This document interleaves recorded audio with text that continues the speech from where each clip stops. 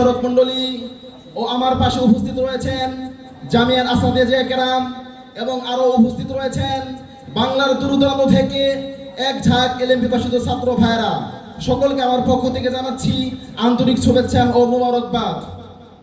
আজকে সাংস্কৃতিক অনুষ্ঠান, বক্তৃতার বিষয়বস্তু চলতেছে, তার মাঝ থেকে আমি যে বিষয়টি নির্বাচন করে নিয়েছি তা হচ্ছে নবীকে ভালোবাসতে হবে, গালি নয়।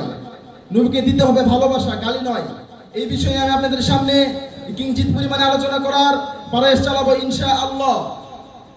আমাদের হৃদয়ের বাদশা, কলবের অধিপতি হুজুর আকরাম সাল্লাল্লাহু আলাইহি ওয়াসাল্লাম ছিলেন মুক্তির মানবতার একমাত্র দূত।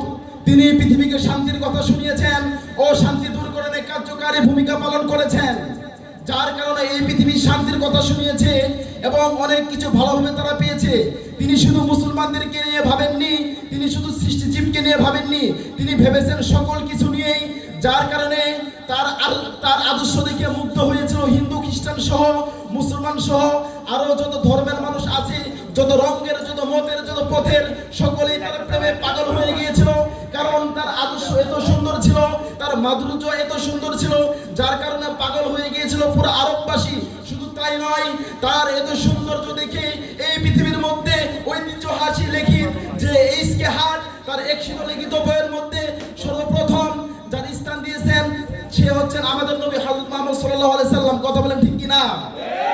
আর এই নবীর চরিত্র এত সুন্দর ছিল, যার কারণে মোহিত হয়েছিল পৃথিবী, মুগ্ধ হয়েছিল সারা জগৎ। শুধু তাই নয় ভাইরা আমার, নবী করিম সাল্লাল্লাহু আলাইহি সাল্লামের সেই ঐতিহাসিক ঘটনা যদি বর্ণনা করা হয়, যেই বড়ি প্রত্যেকদিন নবী করিম সাল্লাল্লাহু আলাইহি সাল্লামকে কষ্ট দেওয়ার জন্য রাস্তার মধ্যে কাঁটা বিছিয়ে রাখতেন যে নবী করিম সাল্লাল্লাহু আলাইহি সাল্লামের পায়ে বাঁধবে বিলে।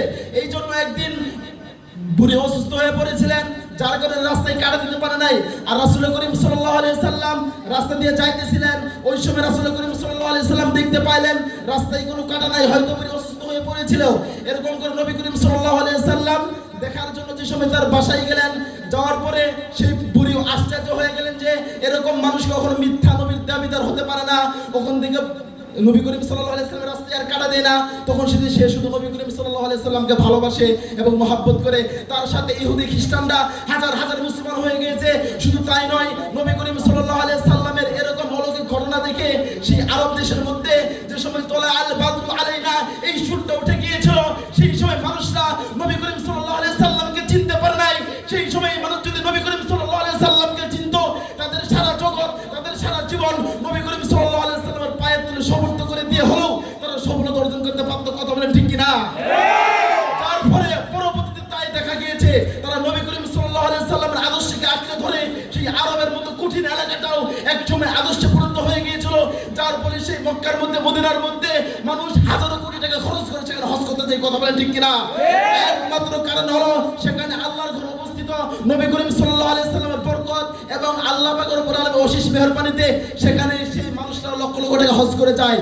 যার কারণে সেই আরব দেশের মধ্যে এরকম খারাপ দেশ ছিল, তারপরে মানুষরা সেখানে অনেক মহব্বত করে, সেই নিয়ে মানুষ অনেক লাসিত লেখে, অনেক নাত, অনেক গজল এবং নবী করিম সাল্লাল্লাহু আলাইহি সাল্লামকে নিয়ে অনেক প্রেরণা থেকে। কারণ নবী করিম সাল্লাল্লাহু আলাইহি সাল্লামের আদর্শ ছিল একমাত্র আল্লাহ যাহা চেয়েছে তাই। এই জন্য আল্লাহ পাক রব্বুল আলামিন পবিত্র কোরআনুল কারীমের মধ্যে বলেন, ওয়া ইন্নাকা লাআলা খুলুকিন আযীম।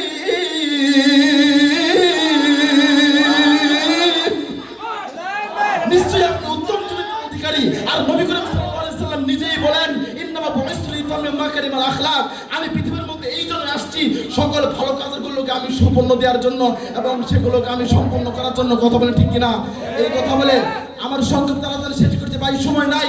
এই জন্য আমি আরো রাসূল করিম সাল্লাল্লাহু আলাইহি সাল্লামের বিষয় নিয়ে আলোচনা করতাম, কিন্তু আজকে সময় সংক্ষিপ্তর কারণে আমি এখানে বিদায় নিচ্ছি। আসসালামু আলাইকুম ওয়া রাহমাতুল্লাহি ওয়া বারাকাতুহু।